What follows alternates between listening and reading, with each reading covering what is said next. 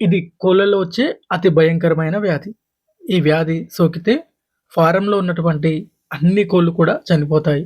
వ్యాధి తీవ్రత మెల్లగా పెరుగుతూ ఉంటుంది.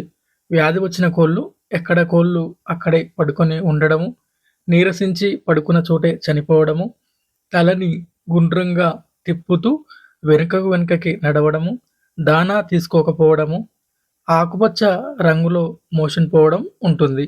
ఇంకా కోళ్ళు తలని పైకి లేదా వెనుకకు వేసి దానా తినలేకపోవడము, గురక, ఈకలు కూడా ఉంటుంది. ఇవి కనిపిస్తే ఇది అతి ప్రమాదకరమైనటువంటి వ్యాధికి సంకేతం. అప్పుడు ప్రోవెంటిక్యులర్ కట్ చేసి చూస్తే ప్రోవెంటికర్‌లో ఈ విధంగా హెమరేజెస్ అయితే కనిపిస్తాయి. ఇలా కనిపించిందా?